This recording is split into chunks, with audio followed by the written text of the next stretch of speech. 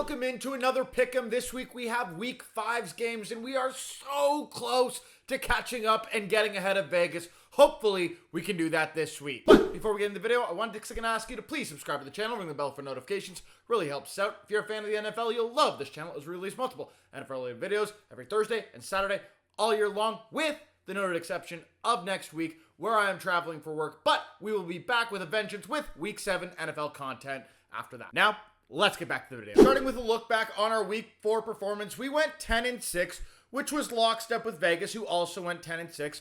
We called a couple of big upsets last week. We called the Vikings beating the Packers, and we also called the Buccaneers beating the Eagles. However, we did take a couple of L's in some of our upset picks as well. We had the Bills beating the Ravens. Yeah, that didn't go well. And the Rams beating the Bears. I mean, yeah, both those teams were just trash to begin with, so that was a tough one. My one regret is I didn't follow my rule of when you think the Steelers will win, pick them to lose, and vice versa. I thought they would win, I picked them to win, and I got burned for it. That's on me. Now getting into our Week 5 matchups, we've already done our Thursday night picks, and while it's happened in your timeline, it has not yet happened in my timeline. So we start with our Sunday morning game between the Jets and the Vikings over in the UK. This is a game where the Vikings, yeah, they have home field advantage, but it's not real home field advantage. No one really has any home field advantage in games over in the UK. So it's a toss-up in terms of that standing. But it's not a toss-up in terms of these teams. This is going to be an absolute revenge game for Sam Darnold, who floundered with the Jets for years and became a bust during his time there. He's definitely going to want to come back in this game with a vengeance. He's been great. The Vikings have been great both offensively and defensively, and the Jets team in general has left a lot to be desired. Garrett Wilson has not been the guy you thought he would be. Breece Hall has had some good games, but had some not so good games, and Braylon Allen is pretty much as good as him as a running back, though he might not get the same amount of volume. The receiving core in general is mid. Aaron Rodgers has been mid. The offensive line is mid. The defense is not as good as you expected, and so this game's going to the Vikings. Yes, it's not actually a home game for the Vikings, but they're still clearly the better team. And I think they absolutely have a good chance at going 5-0 to start the season, which, I mean, never would have said at the beginning of the year. Next up, we have the Ravens facing the Bengals for one of their two matchups on the year.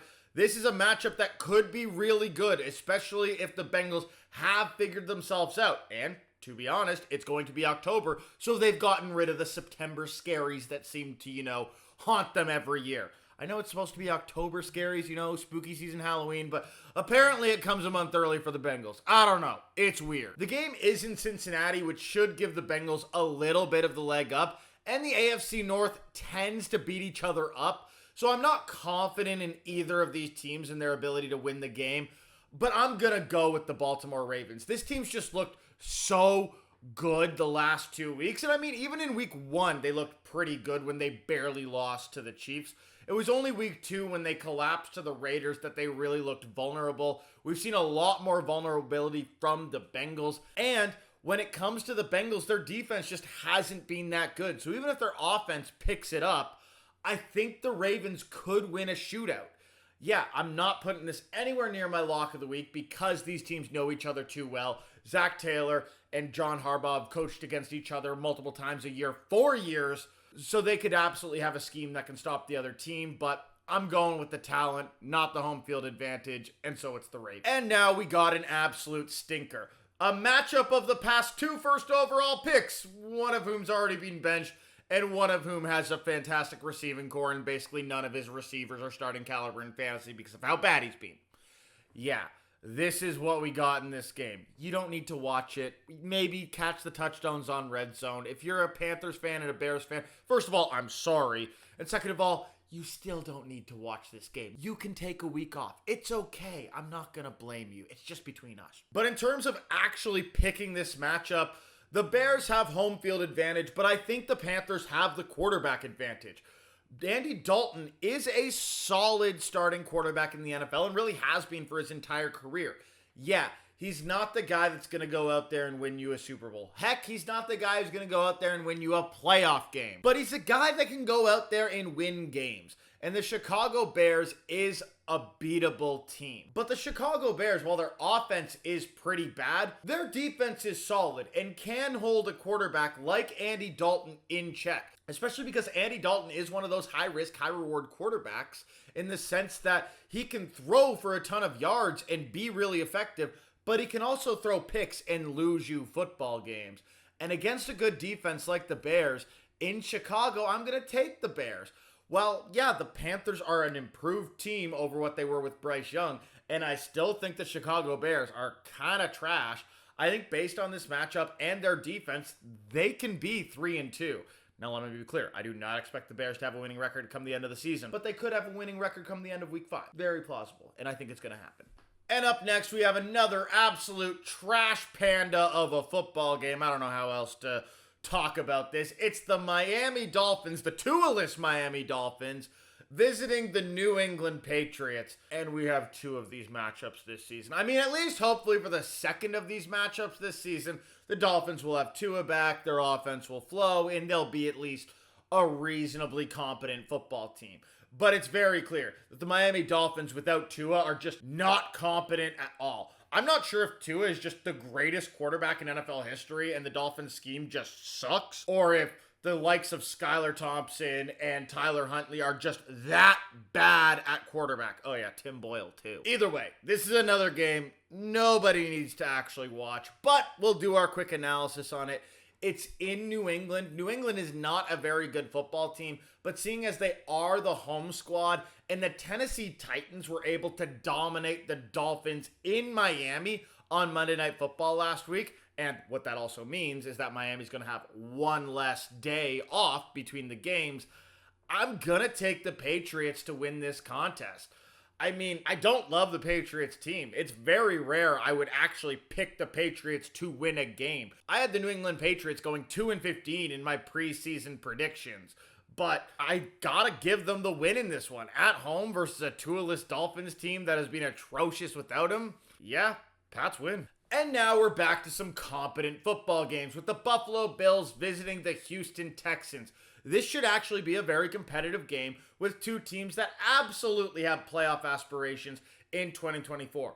They're both 3-1. They're both up there for the division lead. They are both very, very competent teams that definitely have their eyes set on the first overall seed in the AFC. You know, if anyone ever beats the Chiefs, that is. This game is basically a coin flip in terms of what the odds are, as actually was the Patriots and Dolphins matchup. They were both coin flips, so they might change in terms of who was the favorite at the point in time you're watching this video, given how close the odds were.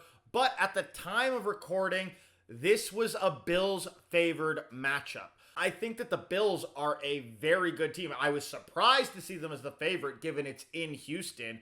But Houston's wins have not given me a lot of faith in them. They barely beat the Bears, the Colts, and the Jaguars, and they got absolutely thrashed by the Minnesota Vikings. Yes, the Minnesota Vikings are 4-0, but I would expect the Houston Texans to be able to compete with the Minnesota Vikings. On the other side, the Buffalo Bills got absolutely thrashed by the Ravens, but at least when they played not so great matchups, they thrashed those opponents. And I think the Houston Texans defense leaves a little bit to be desired. And while Stephon Diggs is going to want a revenge game, I think Josh Allen might want that revenge a little bit more based on some media comments he's made. And so even though they're on the road, I'm taking the Bills and their high-powered offense to be able to take down the Texans. I was really hoping and thinking this could be an upset call.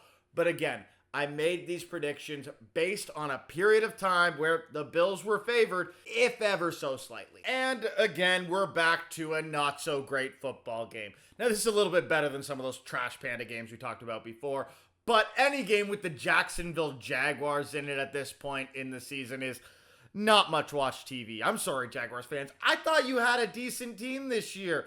I don't know how you guys went back to the Jags of old. Like, now I'm worried the Lions are going to do that because, you know, Lions and Jags, it's the same. So, trust me, I feel the pain. I really, really do. But, it's awful. And as for the Colts, this is a team that I thought was going to win the AFC South at the beginning of the season. Yeah, they're second in the division, but I've kind of changed my tune on that. I think the Texans got that division. They're the only competent seeming team in this division. And I acknowledge the Colts are definitely the second most competent team, but they don't look that competent. I mean, I'll acknowledge maybe a little bit more competent with Joe Flacco, but Anthony Richardson, yeah, that's not working out, at least thus far. In terms of this game, I'll acknowledge the Jaguars are the home team, so do have that home field advantage. But I mean, with what we've seen from the Jaguars this season and from Trevor Lawrence this season, even though the Colts defense isn't that good, I'm still picking the Colts. Their offense should be able to do something. Even if Anthony Richardson isn't efficient, he can still complete some long passes if there's broken coverage, which I expect there to be from the Jaguars, and he can run the football, and if the Jags can't stop it, which I don't think they'll be able to, the Colts offense can still move, and I'm sure their defense can do enough to stop a Trevor Lawrence who's basically just getting in his own way at this point in the season. So yeah, Colts winning this game on the road, going to 3-2. And now we got a somewhat interesting matchup. We got the Cleveland Browns visiting the Washington Commanders. The Commanders are a team that is significantly better than I thought they would be coming into this season, and the Browns are a team that is significantly worse than I thought they would be coming into the season. Now, I acknowledge we are 4 games into this season. We have definitely seen really good 4-game stretches from bad teams and really bad 4-game stretches from good teams. So this could be a regression to the mean game for both teams. And so could go either way. There's definitely a world where I see the Browns defense come alive, shut down this Commanders offense, and given the Commanders defense is pretty porous, maybe Deshaun Watson and the Browns offense can get something going. It's possible, but I don't think it's going to happen. No, Jaden Daniels has looked really good. We have seen rookie QBs come in and be this effective in recent years. I mean, look no further than CJ Stroud. And the Commanders offense just looks good in the running game, in the passing game.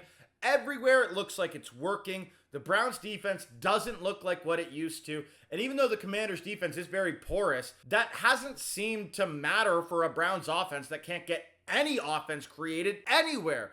Yeah, they might get Njoku back for this game, but I don't think that's going to be a difference maker because his highest point of effectiveness last year was with Flacco, not with Watson. And especially if the Browns end up trading Cooper, I don't think they'll trade him by the time the game starts, but it's not impossible. At which point in time, they got Jerry Jeudy and a potentially hobbled Njoku. I mean, I don't think that's going to be enough to put up points on the Commanders, or at least enough points to put up more than a high-powered Commanders offense, so I'm picking Washington. Next up, we got an NFC West showdown with the Arizona Cardinals visiting the San Francisco 49ers. I still think this Cardinals team has a lot of potential. They are 1-3. They've disappointed a little compared to what I expected from them this season, but I mean, they have shown flashes of brilliance. They decimated the Rams. They put up a contest against the Detroit Lions. This is not a bad football team, and I do not expect the 49ers to absolutely dominate in this game. Though I'll acknowledge Vegas does, as this is literally their lock of the week, which personally I don't agree with. Don't get me wrong. I'm picking the 49ers to win this game. I think the 49ers are one of the best teams in football. They're at home. Kyle Shanahan and the 49ers have played against Kyler Murray 2 times a year for years. They know how to play against them. I think the 49ers are going to get this win. I just don't think it's as clear an answer as what Vegas makes this out to be, but I agree with them at the end of the day, so I'm giving the 49ers the dub. And now we got another trash football game. I guess this is what happens when we're on bye weeks and we have multiple competent teams on bye week, like the Lions, the Chargers, and the Eagles. I mean, you also have the Titans, but less competent teams, so I didn't really mention them in there. But for this matchup, the Raiders, they did beat the Ravens in week 2. But as I talked about before, this is not a good football team. They have a reasonable record, and so do the Broncos, but I don't think either of these teams are exceptional football teams. The one exceptional piece of either of these teams seems to be the Broncos defense. While their offense leaves a lot to be desired, and I mean a lot to be desired. The run game doesn't do anything. Bo Nix had, I think, -7 yards in the first half of last game. A game in which they won, by the way, against an apparently competent New York Jets team. But that win was clearly on the back of the Denver Broncos defense, which is very competent. And against a Raiders team that may not even be playing Devontae Adams this week, I don't think the Raiders are going to be able to put up a ton of points, if really any points, against this Broncos defense. And while I don't trust the Broncos to be able to put up a ton of points either, like, I could definitely see a world where this game is like 25 points or less, and that's an atrocious over-under. But I'm picking the Broncos based solely on their defense because I think it is a competent, capable unit that can shut down the Raiders' offense, and they'll be able to get enough points to get a win, much like they did when they won 10-9 or whatever it was against the Jets last week. Our next game is the Giants against the Seahawks, a Giants team that has done a decent bit better than I think a lot of us expected in 2024. I mean, to be clear, it's not like the Giants are setting the world on fire or anything. They're just more competent than the absolutely incompetent team we expected in 2024. And the Seahawks are a team that has definitely done a little bit better than I thought too. I mean, in all fairness, they played 3 absolutely atrocious games to start the season. They beat the Broncos, who, well, their defense is decent. Their offense can't do anything. They played the Patriots, who they had to beat in overtime, and they played the Tooless Dolphins, who we've already talked about. Then they lost by, 12 or 13 or whatever points to the Detroit Lions. And yes, a very high-scoring game, but clearly their defense shows some level of weakness. And this Giants team is a team that, with Malik Nabers, can move on other teams. We've actually seen it this year.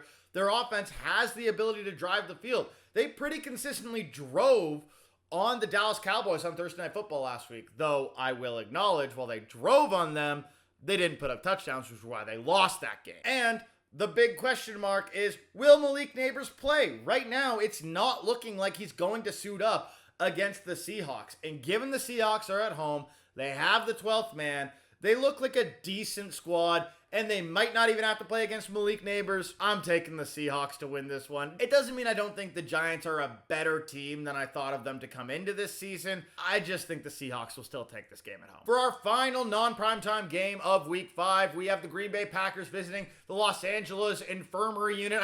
Rams. Pretty much the same thing, but come on. They're an infirmary, basically, as a team. Everyone's injured. The Rams are a team that's going to have to figure out something if they want to make the playoffs in the NFC. They're going to have to pull off some upset wins, much like what they have done this season when they beat the San Francisco 49ers that I didn't have, and I don't think many people had that happening. So the Rams, if they can do that, they got a chance. And while they're at home, that is potentially a chance. But I don't know how much home field advantage the Rams have in Los Angeles when they have everybody basically on IR.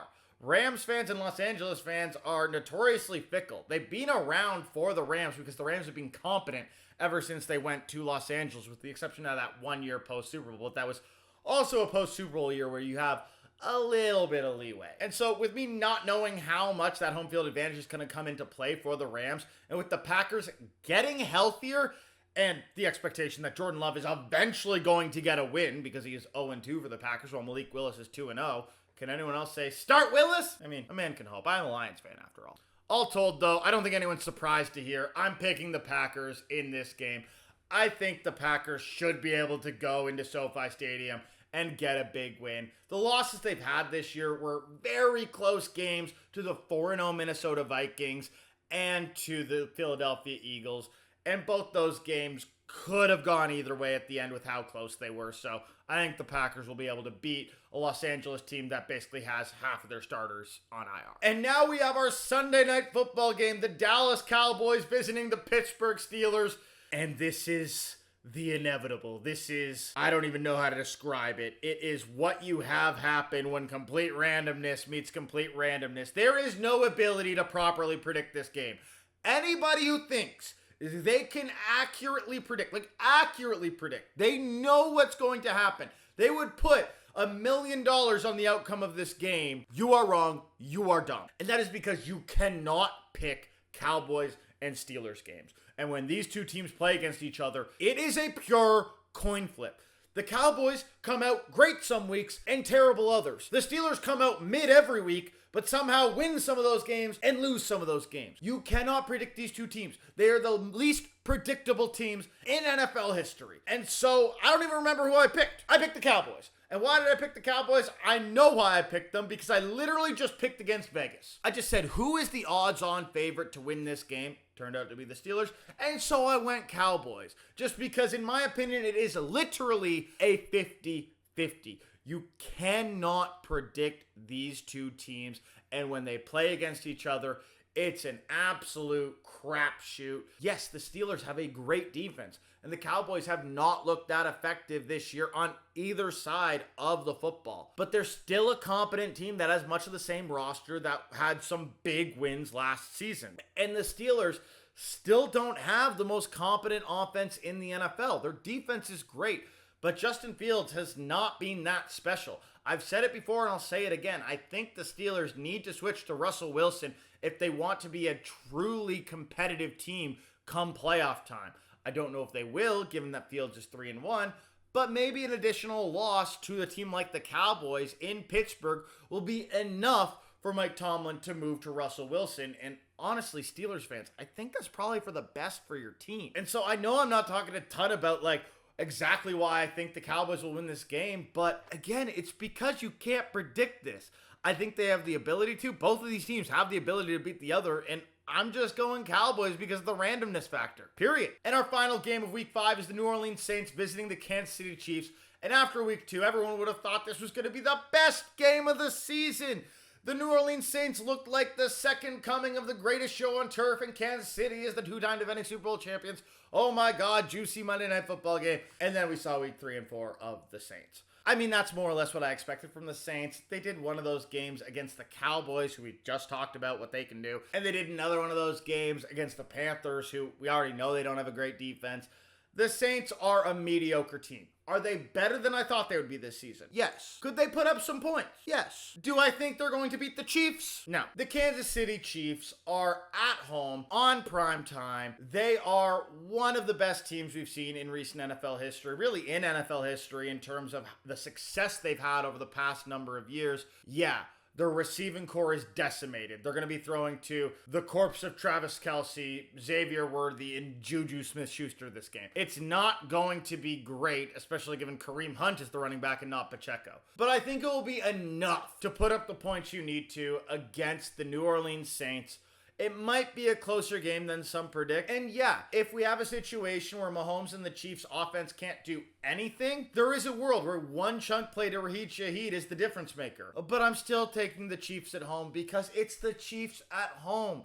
Andy Reid and Patrick Mahomes will find a way to win, even if and when it's ugly. And so here are my Week 5 picks, with my lock of the week being the Seahawks beating the Giants.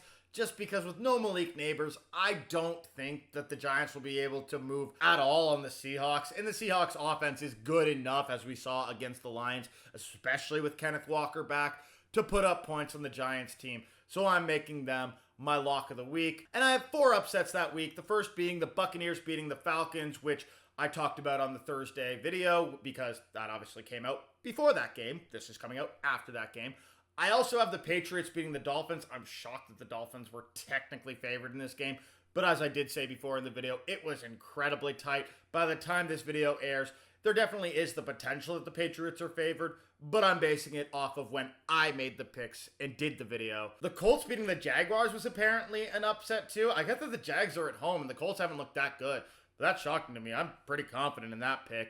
And finally, as I talked about, I have the Cowboys beating the Steelers because Vegas has the Steelers beating the Cowboys, and that's a crapshoot. So this is what Vegas's picks look like. You can see those differences in picks as well. They have the 49ers as the lock of the week. I mean, they haven't been that successful with their locks of the week. Vegas, I think, is like 1 for 3 or 0 for 4 on their locks of the week. I mean, so am I, to be fair, but still, Vegas hasn't been that good at it, so we'll see if they're right here. Either way, that's it for this week's video. Again, I am off for the next 2 videos as I am traveling for work and won't be able to do everything for those weeks. But we will be back on 2 Thursdays from now with our power rankings after Week 6 going into Week 7. A reminder, if you enjoyed this video, remember to leave a like and comment below. Help us out, help us grow. I will see you all in a little over a week. Peace!